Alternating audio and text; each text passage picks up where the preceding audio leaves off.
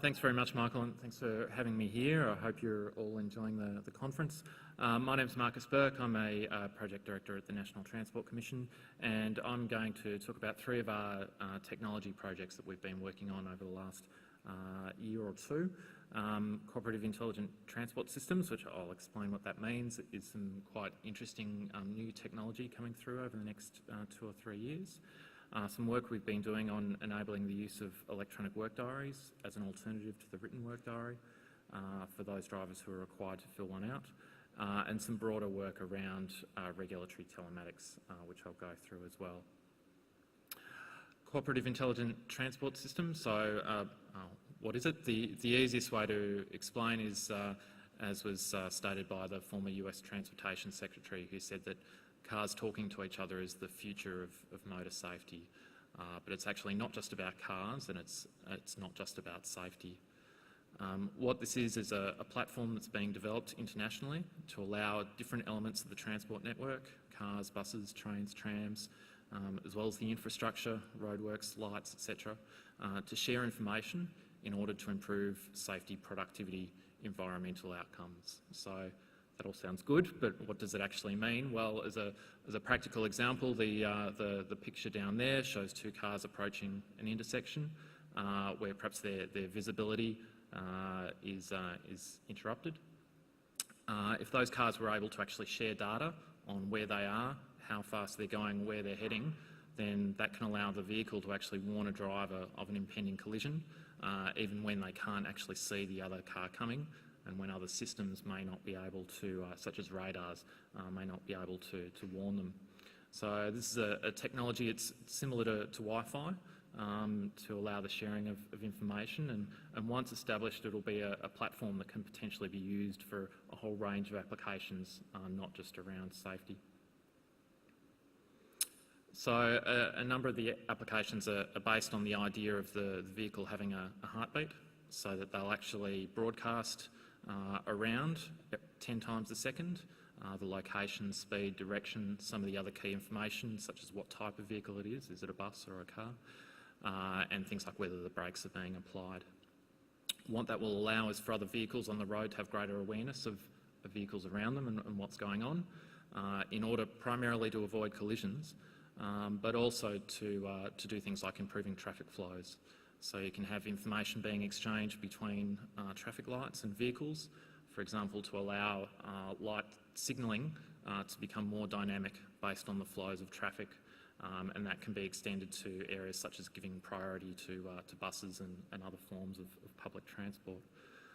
Similarly, you could have traffic lights actually sending out information to vehicles, for example, to provide them with the speed that they need to go at in order to get the next green light, so that you can have traffic flowing more smoothly rather than starting and stopping. So again, this is a platform which is under development, which potentially has a whole range of quite significant uses for all parts of the transport industry. So when are we likely to see it? The US has announced that, they announced back in March, plans to make these cooperative ITS devices mandatory in new light vehicles. They haven't given a time frame at this point, and they'll make a decision early next year on heavy vehicles. So that's going to be several years away before it actually does become mandatory for new vehicles, but that's obviously going to have quite a big effect on the market once that comes into place in the United States. And GM in the US has just recently announced that their new model Cadillac, coming out in late 2016, will be the first to actually have this technology in it to allow information to be shared between vehicles. So that's quite a significant step as well. So it is still a couple of years away, but this kind of technology will begin to come up as you look at purchasing decisions over the next few years. Just a couple of examples of where it's been trialled in Australia. There have been trials around using this at level crossings to give people warnings. Could be particularly useful across rural areas where you have crossings without boom gates and bells. There's a trial shortly to start around Port Kembla in New South Wales, focused on trucks, and a strip of road between the Hume Highway and the port, to try and do things like improving the the flows of traffic, but also a number of safety applications. There's a series of pieces of work going on in Australia to try and enable this technology to be used. Some important work being done by Austroads on standards in particular, which is important to ensure that a European bus can talk to an Australian-made bus and that they both can talk to a tram and to a car. So some of that standards work is quite important. The National Transport Commission has been doing some work to look at the policy issues raised to ensure that there's no artificial barriers to this technology, which can potentially be very beneficial, as well as looking at any risks that need to be managed. I won't go through all the details of those, but probably the major issue that was raised was around privacy, and there's a number of recommendations in there to ensure that the privacy of drivers is appropriately protected, because there were fears that if you're broadcasting information as you drive around the network, that could then become a tracking device. So I'll jump from that to talking about electronic work diaries. So electronic work diaries are an alternative that's being developed to the current written work diary, the current logbook that many drivers have to fill out. I'm conscious there's different issues for the bus industry than there are for heavy vehicle drivers, and Tim mentioned some of the work going on around exemptions and those sorts of things.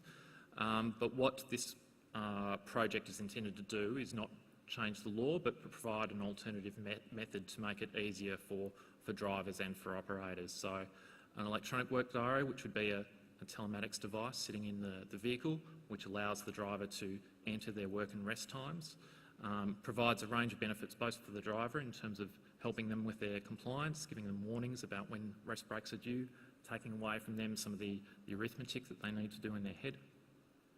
For operators, in providing some more efficiency around the management of the records, and then obviously for regulators in ensuring greater compliance. They will be a voluntary alternative, so drivers and operators who are required to do so can choose to continue to use a written work diary, or they can choose to use an approved electronic work diary. And I should say here the NHVR are working on the operational implementation of electronic work diaries, so looking at things like the approval process, training for enforcement officers and systems that need to be set up, etc.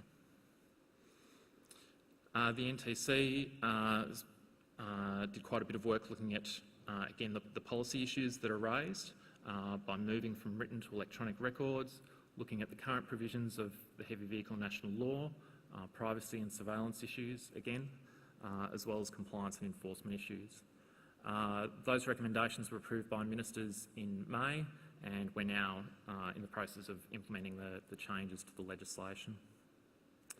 You can have a look on our website at the report, but some of the key recommendations, updating legislation to support a cloud-based model for records, rather than, for example, having a printer in the cab to actually hand the records over to an enforcement officer to examine. Improve protection of driver records to ensure that those records can only be accessed for legitimate purposes and only used for restricted purposes under the law, and also clarifying the enforcement approach, particularly around the small breaches that could be found in an electronic diary that would likely not be found in a written record. Finally, just on telematics, excuse me, we've been doing some broader work looking at telematics applications and how we can better enable future applications to be developed. In Australia, we've currently got the Intelligent Access Program as an existing telematics excuse me, application for regulatory purposes. We've got an emerging application in electronic work diaries, but there's a series of other potential ones that have been raised, from things like better tracking of dangerous goods, to speed management, to broader access or mass management, or indeed roadworthiness, that you could use telematics devices to better track the condition of the vehicle.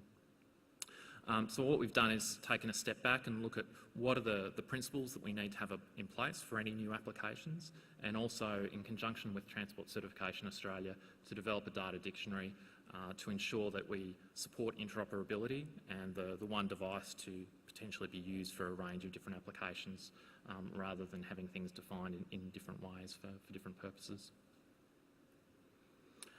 So that's everything I wanted to cover today. Again, just as key messages, that there's emerging opportunities to utilise technology to improve safety and productivity, but there's a need for appropriate policy to support and not hinder that.